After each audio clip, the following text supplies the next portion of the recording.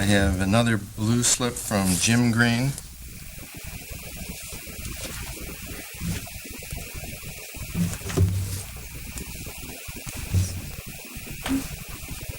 Good evening.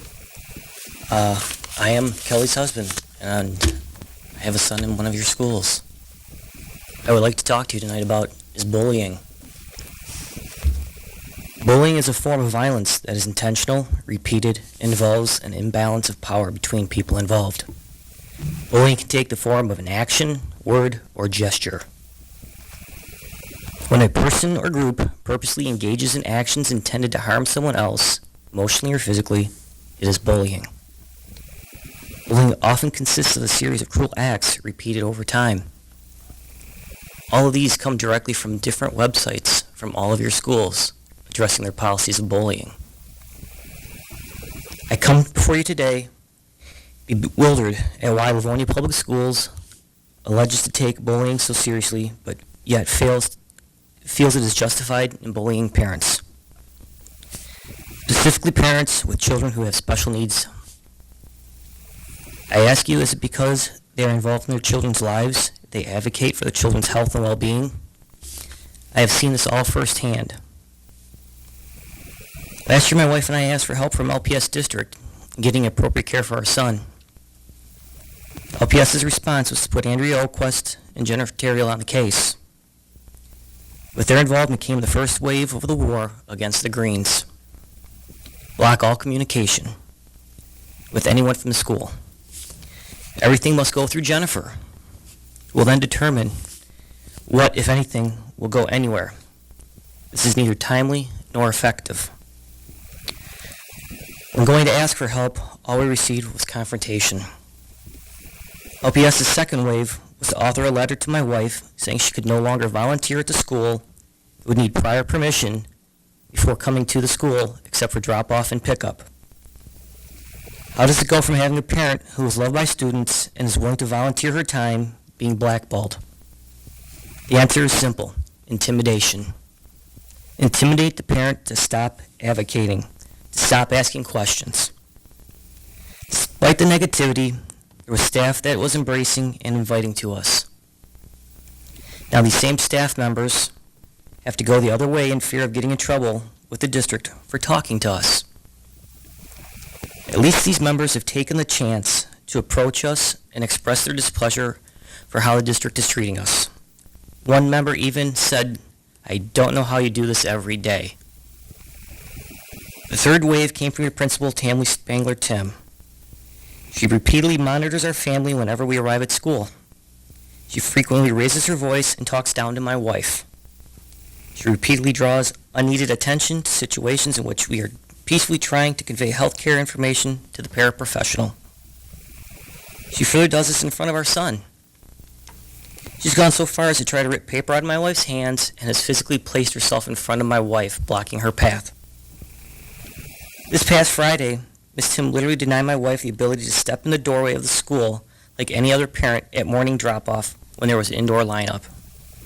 My wife was forced to stand outside the doorway in the snow and the cold while others were allowed to come and go.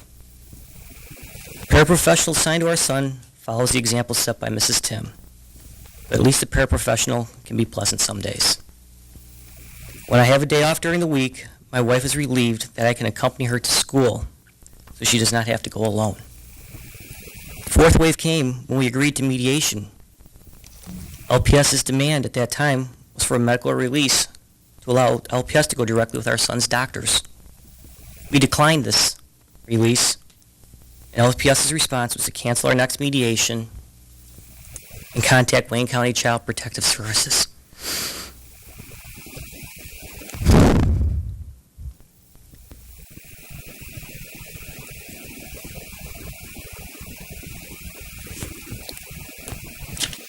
The medical team that is involved in my son's care was appalled. Yet LPS District is dictating what information we will receive, if any, if it is health related. These actions are deliberate, forms of harassment, and in essence, they are neglectful of my son's medical needs. We've been approached by other parents who have children with special needs and have been told that they are scared to advocate for their children in fear of how they will be treated because they see what is happening. This sorry state of affairs only confirms what is happening to my family when parents are scared to ask for our school system's help. Shame on Kelly and I for being hopeful that this year would be better. With the involvement of Jennifer and Tammy, the relationship and trust level has deteriorated to absolutely nothing. Communications being filtered and blocked. There is not a clear understanding of our son's day and the care he receives.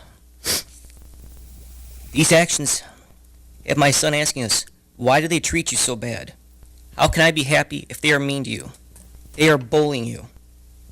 Why does a child make these statements? Because he sees the lack of respect and the immaturity in which LPS chooses to conduct business in front of him. We, in good conscience, cannot send our son into a school where bullying is permitted by anyone. We've placed calls to Mr. Lipa to try to have some intervention. He only defers our calls to his subordinates, the very people that are causing the problems. I would ask the board, is this the kind of action or inaction that you want? I want my son to be able to go to school without being in fear of how the staff is going to treat him or my wife. I want my wife to be able to attend things and not be scared that she's under a microscope. If LPS cannot provide a safe, stress-free learning environment, then you are deliberately and discriminately choosing a course of action against my family. We had the pleasure of dealing with the former Director of Student Services, Mrs. Lorna Durand, and I will leave you with the words that she gave my wife and I.